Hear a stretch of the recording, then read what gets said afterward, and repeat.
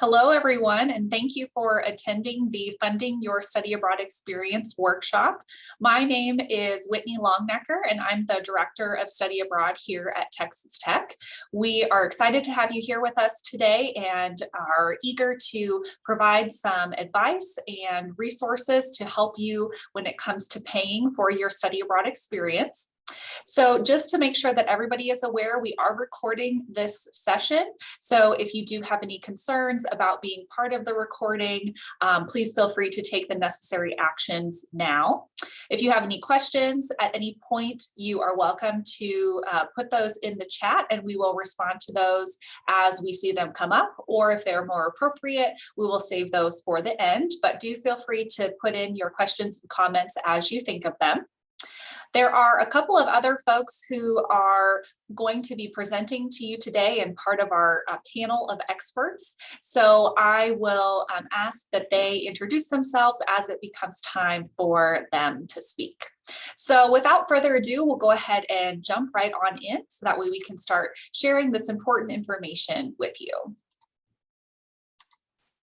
So these are some of the topics that we will be discussing today, and we will start by talking very briefly about the Red to Black peer financial coaching opportunity that is available to Texas Tech students. So I don't know if you all are aware, but this is a very unique student organization that is available and something that you can be a part of, but also benefit from as a Red Raider. So the Red to Black organization is a group of students who provide financial coaching to students like yourselves who are, wondering how to manage their finances during college, or even as you take that first job or go head into graduate school or whatever your plans are post Texas Tech. So this is a wonderful resource that is available. If you were to receive this same kind of support as an adult after you have graduated and you're no longer affiliated with Texas Tech, this type of financial coaching can actually be quite expensive. So the fact that it is provided to you for free as a Texas Tech student is an amazing resource and definitely something that you should take advantage of, in particular when it comes to planning for your study abroad experience. So they act as advocates, and you'll see them around at various resource fairs around campus. They also do provide that financial coaching, like I mentioned, and then also general education to make sure that you are making wise financial decisions during your time as a Red Raider. The Red to Black student organization folks can talk to you about a number of different opportunities, things like creating a spending plan, how to maximize your financial aid, things to think about when it comes to credit or debit cards and accounts, as well as, like I mentioned, preparing for those next steps after you graduate from Texas Tech. So when it comes to study abroad, really the benefit of working with a Red to Black peer advisor is that they can help you to set up a budget and make sure that you have an understanding of the funds that will be available to you as part of your study abroad experience.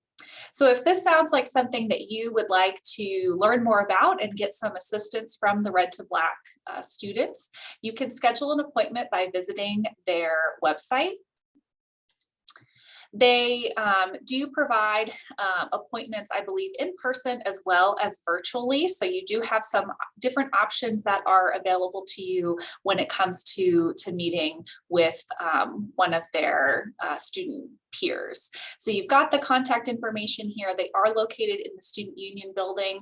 But like I said, you can also visit their website to talk or to schedule an appointment and learn a little bit more about some of those services. So keep that in mind as you're preparing to study abroad. Next, we will transition to a bit of information about support that can be provided from the prestigious External Student Awards Office. So I'll send it over to Wendeley Flores to take it away. Thank you, Whitney. So my name is Wendeley Flores, and I'm the Director of Prestigious External Student Awards. And I'm going to share a little bit about how our office might be able to help. So Just one moment here.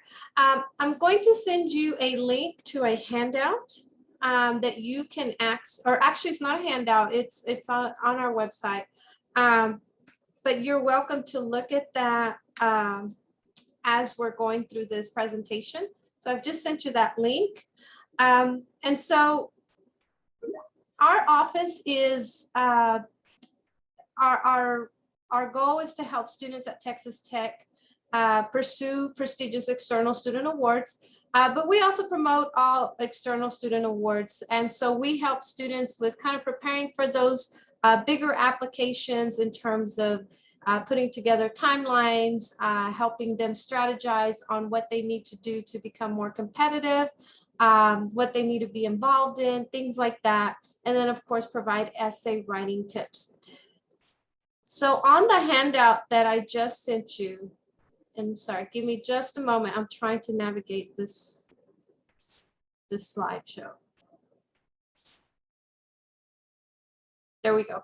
On that website that I shared with you, we have a list of study abroad scholarships that are a starting point for you.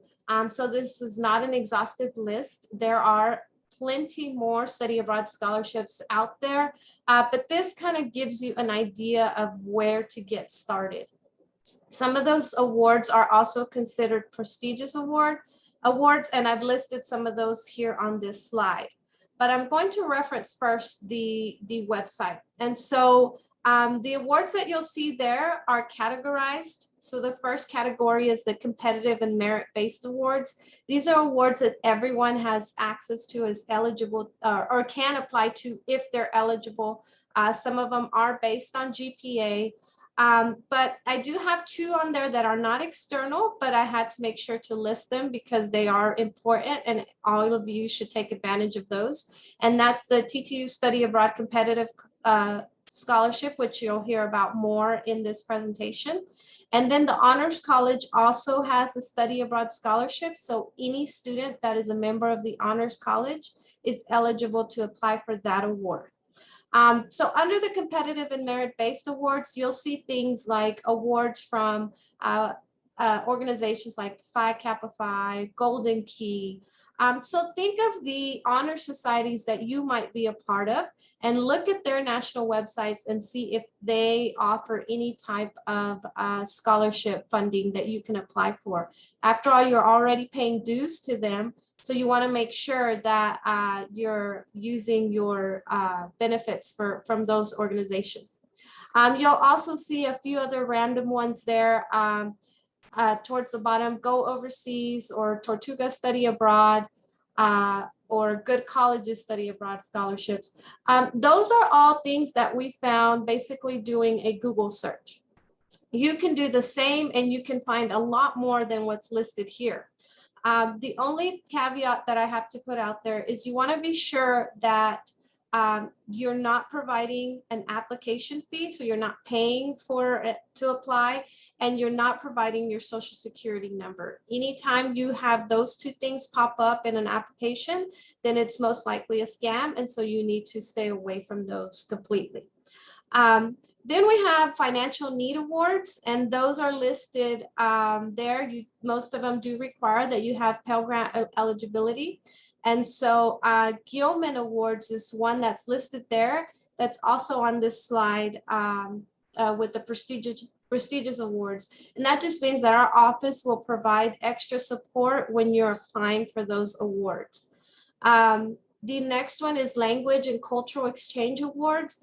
That is scholarships that are more focused on studying either critical need languages or going abroad for a cultural exchange experience. And so the Critical Language Scholarship has about 12 critical need languages that they support.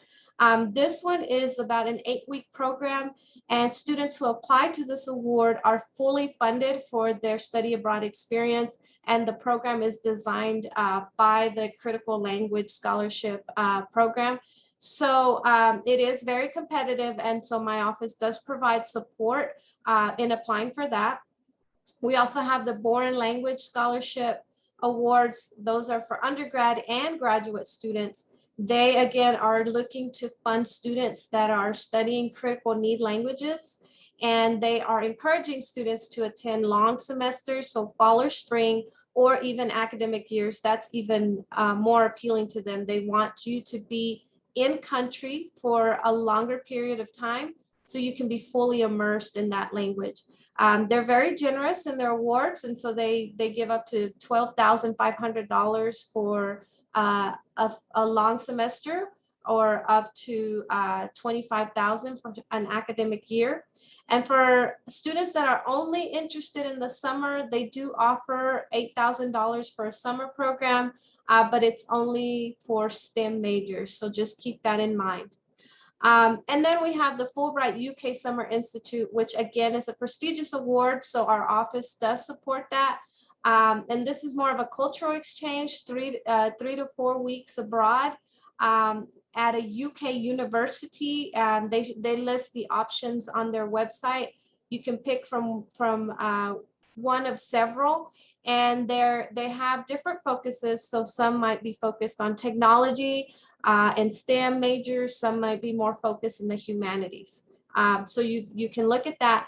You can only apply for this one as a first year or second year student. So you want to make sure that you look at that if you are eligible, and my office again helps with that one. Then I've listed some internships. There are internship opportunities to go conduct research abroad. So look at those opportunities. A lot of times those are fully funded, very competitive as well. So you can reach out to me for support. And then I have listed just some other databases that also have a good amount of study abroad awards listed. So for sure, your study abroad office has a really nice database on their website with external study abroad scholarship information. So you want to go through that. But the scholarship office also has an external scholarship database that is not just focused on study abroad, but any type of external scholarship. And so you want to look at that website as well.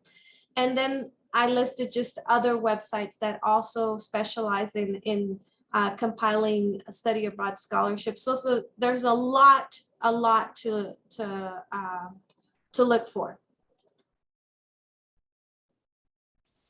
Okay, so as far as applying for study abroad scholarships, so my first tip for you is don't put all your eggs in one basket. So it's really important to apply to as many scholarships as possible.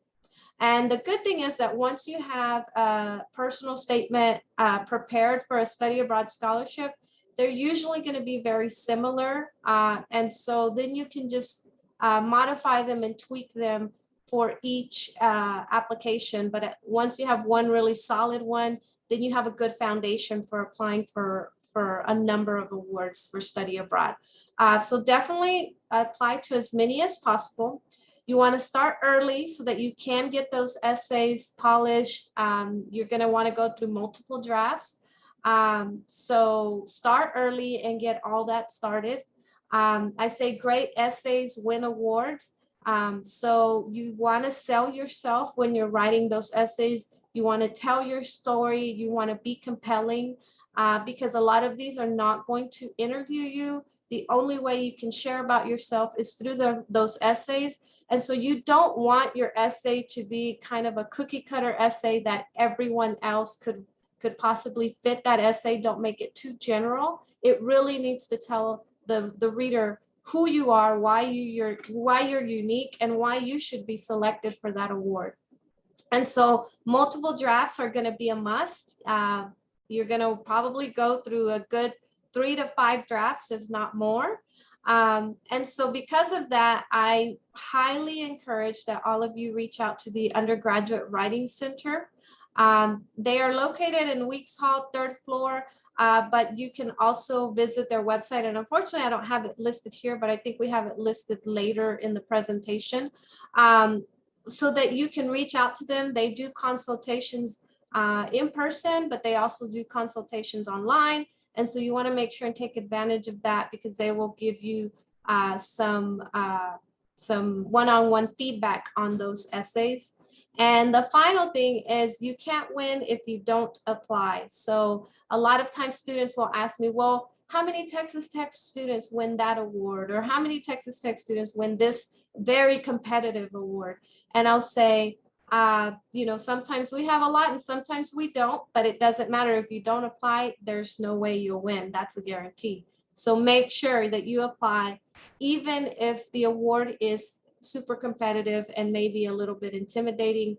We're here to support you for those prestigious awards. Another thing that comes up. So once you've gone through all these study abroad scholarship websites and applications, and you feel like you've run out of things that you're eligible for, then you want to start thinking about just scholarships in general, not necessarily just study abroad awards. For example, if you're going on a summer study abroad, you can still be applying for scholarships for the next academic year to pad up your financial aid for that next year. That way, if you have to take out a loan for the summer to cover some of those expenses that weren't covered completely by scholarships, then you can continue applying for scholarships for the next academic year. And if you get extra funding that year, then you can use that to pay back some of those loans. So you definitely want to make sure that you're applying for all awards that you're eligible, even if they're not study abroad. And in particular, if you're doing an academic of either a spring or a fall or spring semester, then you definitely want to apply for just other awards that are not just study abroad, because they will certainly apply for your funding, for your financial aid. So then you're going to be looking at awards based on your major, based on your background. So either, if you're an ethnic minority, a non-traditional student, first generation, there's awards for all sorts of things. Think about your interests, your experiences, and even your quirks. And I know that sounds kind of silly, but there's awards out there for people who are left-handed, people who love avocados or speak Klingon, cancer survivors, et cetera, et cetera, et cetera. If you can think it, it's probably out there. So definitely do some research in terms of those things so that you can see if there's awards out there that you can apply for. And that is it for me. You have that link to the website that I shared, and contact information, and my main page is, you can find it through that link. So please do utilize all those resources. Thank you so much. Thank you, Wendalee. So next we are going to transition to a little bit of information from the Study Abroad Office, and we're particularly going to be talking about the Study Abroad Competitive Scholarship. But what I do want to say is that the tips and tricks that I'm going to share with you and some of the ideas that are specific to the Study Abroad Competitive Scholarship can also be utilized for other scholarships that you might be applying for study abroad as well. So we'll talk about things, like a personal statement, for example. You can use the same kind of tips and resources when you are writing a personal statement for other kinds of study abroad scholarships as well. So just keep that in mind, that the information that we're sharing can be applicable to any scholarship that you may be interested in related to your study abroad experience. But let's dive right in and focus specifically on the Study Abroad Competitive Scholarship. So the Study Abroad Competitive Scholarship is a scholarship that is funded by the $4 international education fee that all students pay for every term that you were enrolled on campus. So when you get your bill from Texas Tech, it has your tuition and all of the different fees that are associated with your study on campus. One of those fees that you might find, or you might start to look for the next time you get a bill, is this $4 international education fee.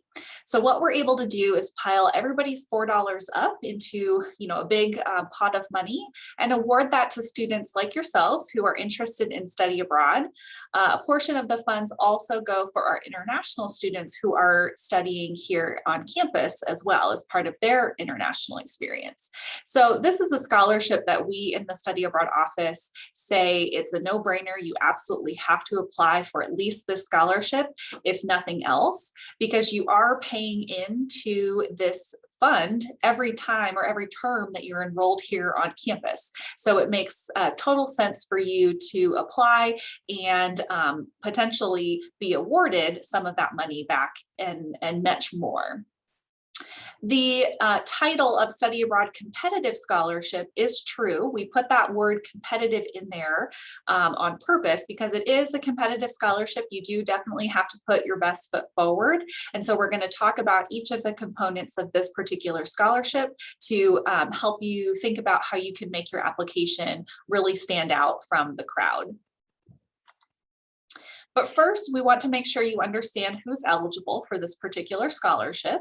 So I mentioned it is applicable for study abroad students. Of course, you have to be participating on an approved study abroad program. If you're not sure whether or not the program you've chosen is approved, one way that you can easily tell is if you do find that program on the study abroad, the Texas Tech Study Abroad website, then you know that it is something that has been approved by Texas Tech. If you can't find it there, then it's not something that the university is supportive of. Of course, you can always ask us questions if you need to about your program.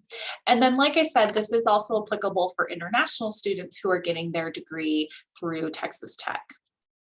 We do have GPA requirements, certain minimums that must be met for the SACS applicants. You'll note that these vary slightly from the GPA requirement to apply to a study abroad program. So just note that though there is that difference, so in some cases, a student may be eligible to apply for a study abroad, but may not quite have the high enough GPA to apply for this particular scholarship. So you've got to pay attention to those little details and make sure that you're eligible for this particular scholarship fund. When it comes to thinking about when you can apply for the SACS or the Study Abroad Competitive Scholarship, you're going to want to plan about a semester in advance.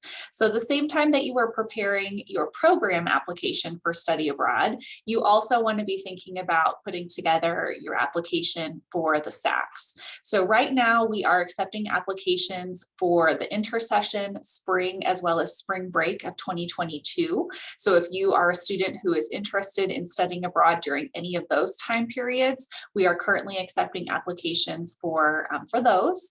If you're thinking a little bit further ahead and you're wanting to study abroad during the summer or fall of 2022, or even the next academic school year, those applications will open in October and will be due in mid-February. International students, you can apply for this scholarship for every semester that you are enrolled at Texas Tech, including summers. To show you where you can find more information about the SACS, we've got a couple of screenshots of the Study Abroad website. So the Study Abroad website is just studyabroad.ttu.edu. And if you visit that website, we have a financial resources tab, which has a lot of good information about how to pay for a study abroad experience. But it does also have a section that is specifically focused on the Study Abroad Competitive Scholarship. And this is also where you will start your application for this particular scholarship fund. There are two links that we want to draw your attention to specifically in the fact that we have application instructions as well as advice for completing the SACS application. So these are both available on our website, and you will want to review these as you are completing your application. We can definitely tell a difference in the quality of the application when we are looking at those, and we can tell, which students have really followed the instructions and taken the time to read through those very thoroughly and which have not. So it is definitely in your best interest to review these links on the Study Abroad website to make sure that you're putting together a really competitive application. So like I mentioned, deadlines are coming up pretty quickly, especially if you are interested in studying abroad during the intersession spring or spring break of 2022. So those applications are due on September 24th, just a couple of weeks away. And like I mentioned, we will in early October, on October 1st, we will open the applications for Maymester, summer, as well as fall and the following academic year. And so if that is a time period that you are interested in studying abroad, those will open in about a month's time, and they will be due in February. So keep those timeframes in mind. If you're thinking even further ahead and maybe planning on study abroad, you know, in the next school year, just know that those timeframes will stay pretty consistent. The due dates may vary by a day or two, but generally speaking, you can follow the same time frame year after year. So in the SACS application, there are 5 parts that we will talk through as part of this session today. You will note as you apply for more and more scholarships, including those that are related to study abroad, that each of these components, you may find that they're similar or maybe exactly the same as part of the other scholarships that you are applying for. So for the SACS scholarship, the first item that you'll be asked to complete is a questionnaire. This is a chance for you to tell the review committee a little bit about yourself.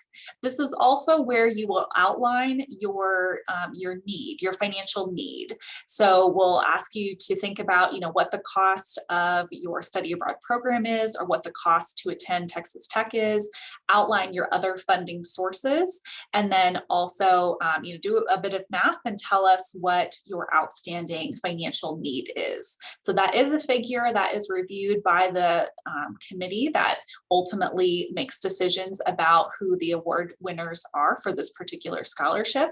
So I encourage you to be honest. I know sometimes we are a little cautious about talking about financial need and maybe are you know, hesitant to really kind of disclose that information, but that is something that our committee wants to look at and wants to review, and they want to make sure that they are awarding amounts to students who truly need that funding. So please be honest when you're answering those kinds of questions. The statement of purpose is also a chance for the committee to get to know you a little bit more, and we really want to see why study abroad is something that you're interested in and what you hope to gain from the experience. So when you're thinking about answering the prompt for the statement of purpose, think about how you will benefit from study abroad personally, professionally, as well as academically. You will need to upload a copy of your transcript, so I'll talk through that process here in a little bit. And then there's also 2 recommendations, which do have some specifics as well. So we'll focus on those in a coming slide. So when it comes to your transcripts, we have had a change of process in how the transcripts can be provided to the review committee as part of your application process. So if you have applied for the SACS scholarship in the past, or maybe you've had other friends apply or something of this nature, just know that your experience will be different than maybe what your friends or what you have done in the past. And really the difference here is that we are now able to accept unofficial transcripts as part of the process. Previously, students were required to provide an official transcript, but like I said, we've made that change so that way you can provide an unofficial copy. So there's some instructions here on the slide of how to retrieve your unofficial transcript. I would definitely recommend taking a screenshot or getting out your phone, taking a quick picture of this, because these are the instructions that you'll need to follow. So you're able to access your unofficial transcript through RaterLink. You're going to need to save a copy as a PDF and then upload that copy directly to your study abroad competitive scholarship application. Your upload will be reviewed by the study abroad office, and then there's an item in your application that we will mark as complete on your behalf once your transcript has been reviewed and we deem that it's appropriate and what the committee is looking for as part of their review process. So note that that review process is a manual process, so it does take us a couple of days, but we will mark that item as complete in your application. just want to hit home here that hard copies are not accepted any longer. So you will need to make this upload on your own via your application, and we will accept the transcripts just in that manner. As I mentioned previously, there are 2 recommendations that are required for this scholarship. So when you think about your recommendations, you obviously will have to make a request and talk to the folks around you who you may want to be your recommenders and ask if they'd be willing to do so. So we recommend that you make this request of your recommenders as early as possible, just to give those folks enough time to really be able to do their best and their due diligence in providing this recommendation for you. You don't want to ask somebody for a recommendation with maybe just a few days notice, because probably the quality of that recommendation is not going to be as good as if you had given them a couple of weeks notice. So really think about that.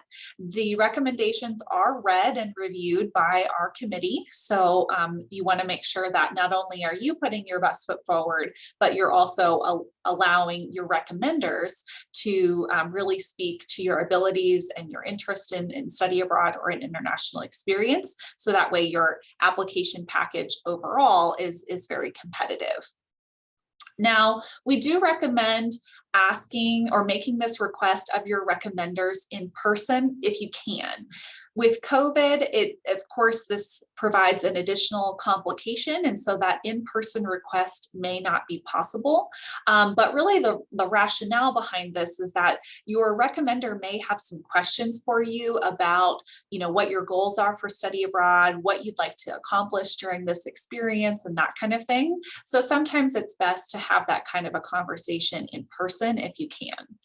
If not, and if COVID prohibits you from doing this, of course, there are other ways that you can connect with your recommenders, whether it be by phone or email or otherwise. So, but just something for you to think about.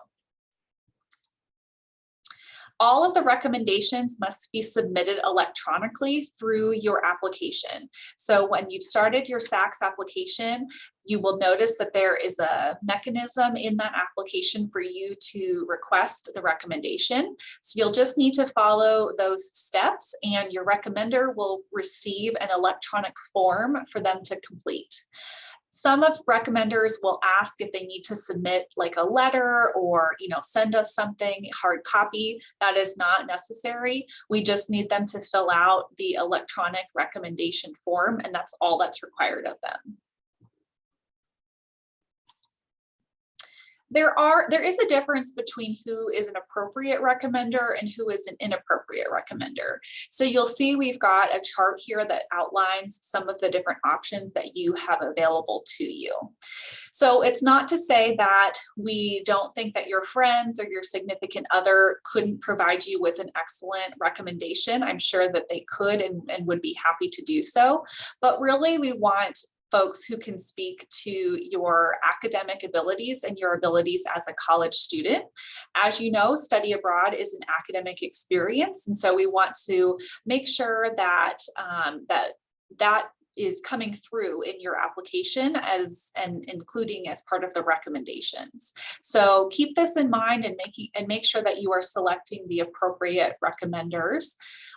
If you do select an inappropriate recommender, the committee may just throw out that recommendation. So even if that person has said some really nice things about you, it won't be considered as part of your application. Now, like I mentioned, this is not the only scholarship that is out there for study abroad, although it is an excellent one to apply for. So here's another screenshot of the study abroad website, which shows where you can find that information about the study abroad competitive scholarship. We also have an easy guide to study abroad scholarships, which is a similar listing of scholarships as what Wendalee presented to you just a few minutes ago. So this is by means not a comprehensive list of all of the scholarships that that are out there for study abroad, but it's a pretty extensive list, and we hope that it will help you to get started and in thinking about where else you can look for funding to help pay for your international experience. And of course, you'll want to start this process early because sometimes that research can take a little bit of time. And so you don't want to be rushed when it comes to doing your research and also your applications. Here are some of the other scholarships that are available through the Texas Tech Office of International Affairs. So these are just some other examples that are available to you. There are other colleges and departments around campus who offer scholarships specifically for study abroad. So although, you know, we talk about kind of expanding your search and thinking outside the box, I also want to tell you to also look in your backyard, because there are scholarships right here on campus that are available for students who are interested in study abroad. So this is also a good place to continue your research into different funding opportunities. So with that, I'm going to turn it over to Nikki Nordell from our financial aid office.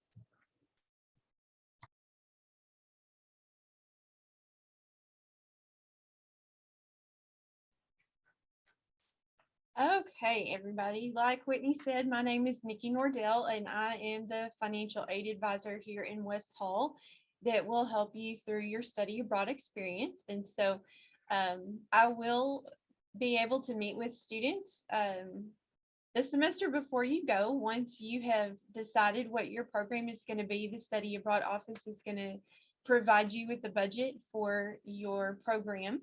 And once you have that budget, if you want, we can sit down and have a meeting to kind of look at, okay, here's what your program costs, here's the aid that you have, and where you might kind of need to look from there. So I was going to drop something in the chat for you guys, but it appears that the chat has left where I have access to it. So Whitney, would you mind pulling up on the financial aid website the study abroad checklist that we're going to look at and dropping that into the chat if you have access to do that? It'll be under cost to attend, and then study abroad. Perfect. Thank you so much. All right, so let me see if I really have control of this. Yes, awesome. Okay, so we're just going to go kind of through this study abroad checklist that's here. And then, like I said, Whitney dropped that in the chat for you so that you can have a copy for yourself if you need to, or just to follow along. So the financial aid that you're going to use is going to be the same aid that you would use whether you're here on campus or whether you're going abroad. And so you would just have to make sure that you have a FAFSA completed so that we can see what aid that you would be eligible to receive. So if you haven't ever filled out a FAFSA before, it's not too late to do that for this year if you need to. And you and your parents both have to have an FSA ID that's a username and password that you use to electronically sign the FAFSA and then any loan documents if you choose to use your loans. And then you would just complete your FAFSA on FAFSA.gov, or you can go to studentaid.gov now as well to complete a FAFSA. And so our school code is listed here if you want to jot that down so you can make sure that you get your FAFSA to us here at Texas Tech.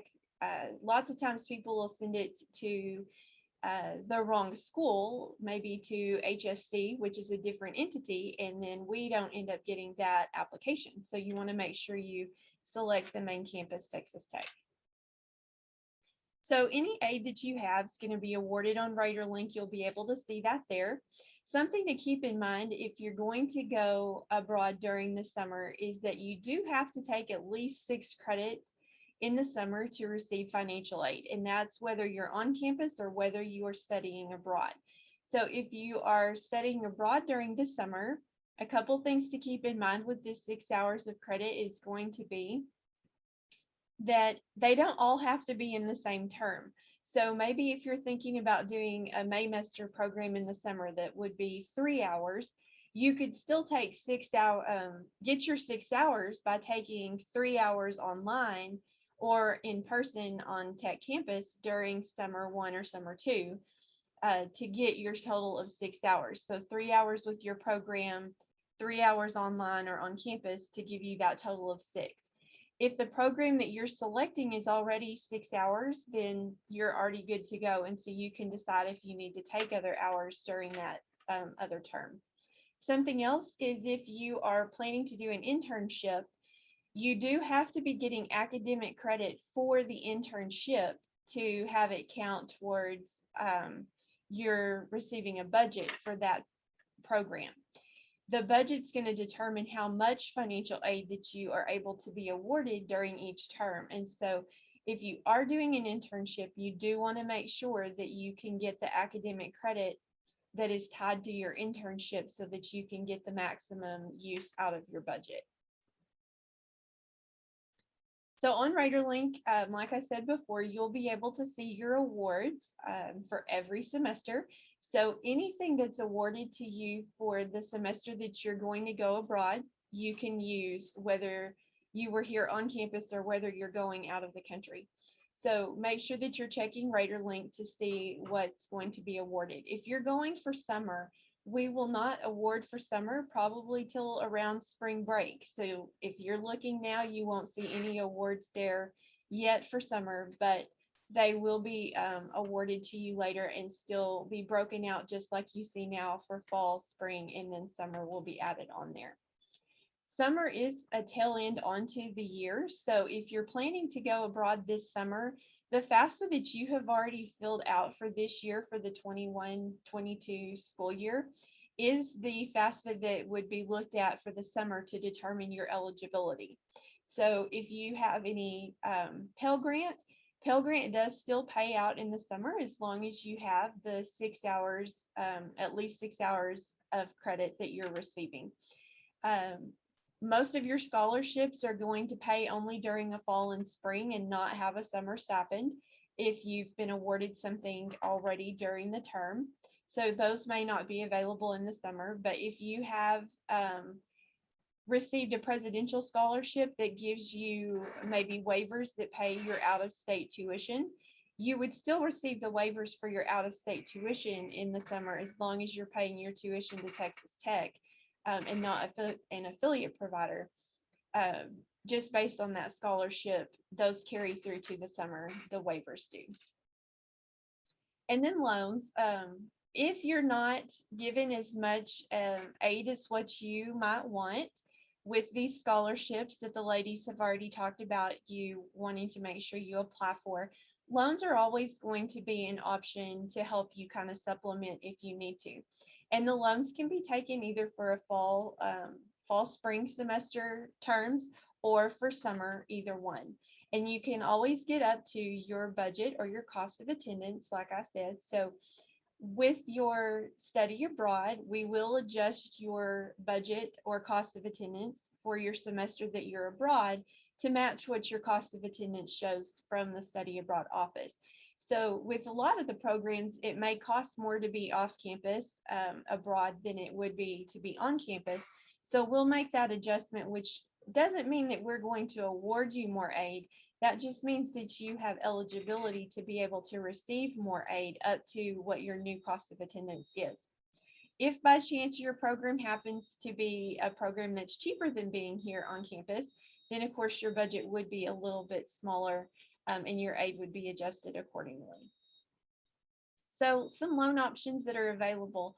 So when you fill out your FAFSA, you're going to be awarded your subsidized and unsubsidized loans. And if you have used your subsidized and unsubsidized loans during the fall and spring, then if you're going for summer or taking summer classes, you may not have any of those loans left for the summer. But if you're planning to go during a fall or spring, those loans that are awarded for your semester here on campus can be used towards your study abroad. And then there are some other options that we'll go over as well if you need additional funding. So with your with your subsidized and unsubsidized loans, You're awarded based on your grade classification. So freshmen can have $5,500 for the year, sophomores $6,500, and juniors and seniors $7,500. And so if you change classification between semesters or from the spring to the summer, from a freshman to a sophomore or a sophomore to a junior, then you would have an extra $1,000 that you would be able to have for the summer to use towards your costs. And so that may be an option. If your parents are wanting to do, if your parents are wanting to do a Parent Plus loan, that would be a loan in their name, they have that option as well. And so the parents can apply on studentaid.gov or studentloans.gov if they want to. It's changed to studentaid.gov now. I'm sorry that hasn't been updated there on the slide. Studentaid.gov. The Parent Plus loan is going to be a loan that is in the parent's name, and they will apply. And if they're approved, they can be approved for the fall, spring, or they can be approved for the summer. One thing about the Parent Plus loan is that if your parent applies and they get denied by the government, maybe for credit issues or something like that, then you would receive extra money on your unsubsidized loan. While you are a freshman or sophomore, it's $4,000 more. If you're a junior or senior, it's $5,000 more. But they can only be denied one time during the year. So if they've already applied for this Parent Plus loan and got denied during the fall and spring and you received that extra money, then they would not be able to do a new Parent Plus loan for the summer and get denied again for you to get extra money in the summer. It's just once during the year.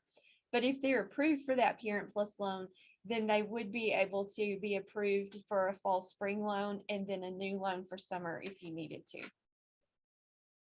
Another option out there is a college access loan that's through the state of Texas. With this loan, it would be in the student name. They'll check your credit, and if you haven't built up enough credit to be approved on your own, then they'll ask for a cosigner, which can be any adult that has credit that's willing to cosign for you. Or there are private education loans as well that would be like with Sallie Mae, Discover, credit unions, different places like that. And interest with these are going to be all different. And so if you go onto our financial aid website that's listed here on step 2, under private education loans, you can pick Fast Choice. Fast Choice is going to let you compare those different private lenders. So when you get in there, you can pick 5 lenders at a time. It puts their information side by side like a spreadsheet. So from there, you can compare their interest rates, what types of loans they offer, and just a lot of information about them as lenders to help you choose, if you need to take one of these loans, which option might be best for you and your family. And with any of them, you can get up to your full cost, your full cost of attendance for any semester that you need the funding. And so one thing you might keep in mind is, if you're planning to go in the summer and you still have room, you're not awarded all the way to your cost of attendance for the fall and spring term, you might, if you know you have to take a loan, you might want to look at taking a loan for fall and spring so that you get the refund before it's time to leave the country, so you can use that money to help you with your airfare and any upfront costs. And then if that's still not enough, you could take another loan maybe for the summer to help you cover the last of your costs. And that money might not come to you until you are ready to leave, or maybe even already out of the country, depending on the timing of your program. So make sure you're checking your Texas Tech email very regularly. If there are any requirements that we have that need to be completed, that's how we're going to contact you, is through your email. If you're not checking your email, it may be a couple of weeks down the road that you see, uh-oh, I missed a deadline. So make sure you're looking at those emails very carefully. Make sure your direct deposit is set up as well. You can do that on RadarLink under Student Business Services or on the Student Business Services website. There's a link for My Direct Deposit, and you want to make sure that the account you have listed is an account you have access to while you're out of the country. Especially if you're going in the summer, there may be times that you leave for your program and then we can't disperse financial aid until a couple weeks after you're gone, especially if you choose a Maymester. we have regulations we have to follow that say we can't release your financial aid until 10 days before classes start on campus. And so you may already be gone before we're able to release your money, and you would still get your refund. And so you want to have access to that money once that refund comes through. So if you're picking a program that is a Texas Tech program that's paying tuition to Texas Tech, so a faculty-led program, an exchange program, the Seville Center, or the campus in Costa Rica, those are all going to pay to your e-bill just like a regular semester. So your aid pays through just like it normally would. If you're picking an affiliate provider, that would be like ISA or AIFS, those you can still use your financial aid, but Texas Tech is not going to pay those third-party providers. We're going to give you your financial aid refund, and then you can use your refund to help pay them. And their deadlines may be different than ours. So as you're planning, you might want to just keep those things in mind. But if you have access to your direct deposit while you're gone, if you need to use any of that money to pay to an affiliate provider later on, you would have access to it while you're out of the country as well.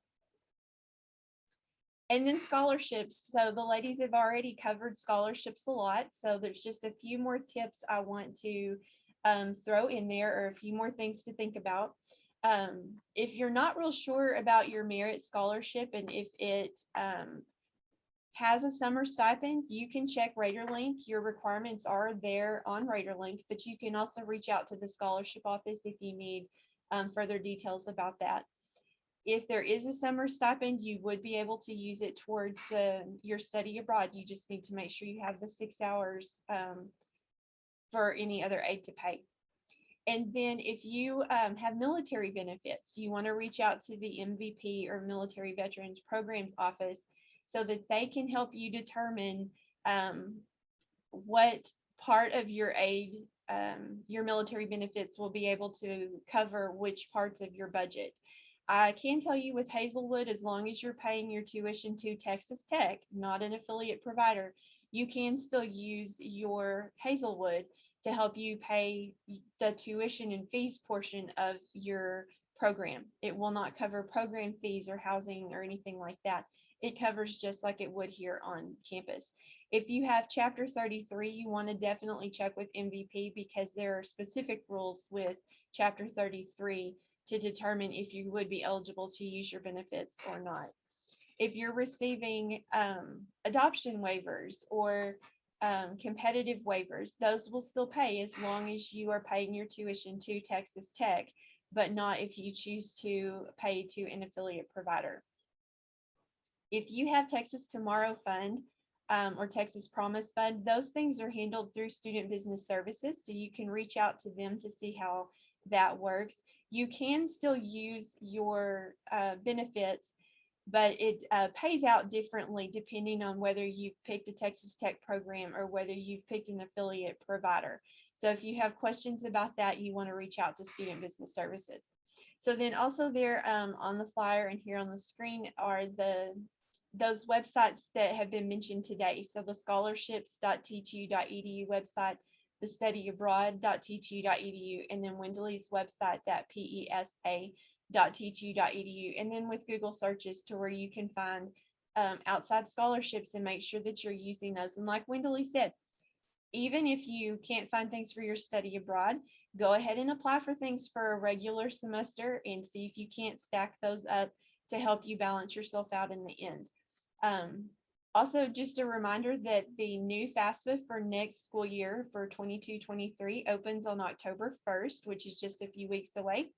And also on that scholarships.ttu.edu website, there is the current student scholarship application that also opens October 1st and closes February 1st. You want to make sure you take care of getting those ready to go so that you can be in the best place for next year, as well as we get ready to award later on.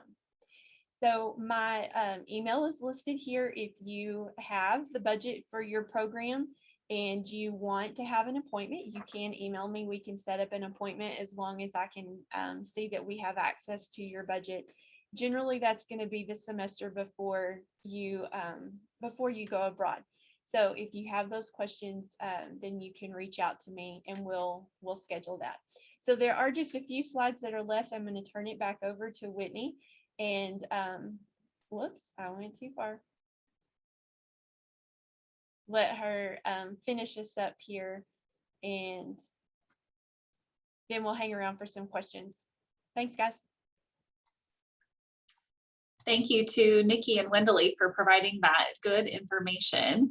So as Nikki mentioned, we just have a few slides here that we're going to breeze through quickly just to make sure that you have some final reminders. So you've already met Nikki and Wendeley as well as myself as part of this workshop today, but you'll also see a number of other folks on the screen here. These are all members of the Study Abroad team. And so really what I want to just highlight with this is that you have a lot of support available to you. So whether it be specific to funding your study abroad experience or just study abroad questions in general, we are here to support you and help you be successful in your study abroad experience. So don't hesitate to reach out if you have any questions or concerns or anything of that nature. I'm going to go back. I think we missed this slide. So I want to just focus on this really quickly and then we'll zoom ahead. So deadlines, of course, are coming up. So we've talked about those that are specific to the Study Abroad Competitive Scholarship, but also the application deadlines for your program application to actually, be able to participate in the Study Abroad program are coming up. So if you're interested in an intersession spring or spring break of 2022 program, those applications are due on October 1st, so a couple weeks away.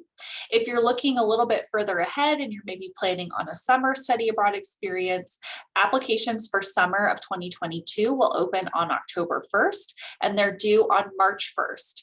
You'll notice that we have a little asterisk by that deadline of March 1st. And the reason for that is because some of our summer programs actually have earlier deadlines. So you'll want to make sure that you're monitoring the Study Abroad website. If you do have any questions about your chosen study abroad program and when that application is due, don't hesitate to reach out. But I do just want to make that point that our summer programs sometimes have exceptions to those deadlines, and in turn will have earlier deadlines that you need to be aware of. So what we want to leave you with here today are just some testimonials. So we know that the study abroad process can at times feel perhaps like, a lot of moving pieces, a lot of details that you need to be aware of and to work through. And we're here to support you throughout that process. But we want to leave you also with some testimonials from students like yourselves who have gone through the study abroad process and had a great experience as an outcome of and enjoyed this opportunity. So we'll just flip through these slides and you can kind of skim through these really quickly to hear from other Red Raiders who were successful in their study abroad experience and also successful in applying for scholarships and paying for this kind of an experience and including it as part of their time here as a Red Raider. I really like the quote that we have here towards the bottom from Kaven Maple, which really highlights that study abroad is truly an opportunity for all Red Raiders, regardless of where you come from or who you are, your background, your financial means. This is an experience that any Red Raider can have, and you all are doing the right thing by planning ahead and using the resources that are available to you to ensure that you have a successful international experience as a Red Raider. We do have some additional resources that are listed here, which have been highlighted throughout the session today. So we've talked about the Undergraduate Writing Center, which is available to you. You may also be a student who receives support from TRIO, and so that is a good place to go to as well when it comes to considering and talking about study abroad experiences. And then also you might be thinking about, what are the differences in the cost of living between here in Lubbock or where where you're from, as well as your intended study abroad location. So you've got some options available to you there as well. And then we'll just leave you with our general study abroad information, so that way you know how to contact us should you have questions or concerns. You can also follow us on social media. This is a place that we, of course, talk about our programs and our opportunities, but we do also highlight scholarship deadlines, application deadlines, new program opportunities, things of that nature. So following us on social media can be a really great way to get information right at your fingertips. So we hope that you will consider doing that as well. This concludes the formal portion of our workshop today. So we thank you all very much for joining us, and we wish you the best of luck when it comes to applying for all of those study abroad scholarships, as well as your program in general. We will stick around. Myself, Wendeley, and Nikki will stick around for a few minutes should you have any questions. But if not, you are free to go, and we thank you again for your participation today.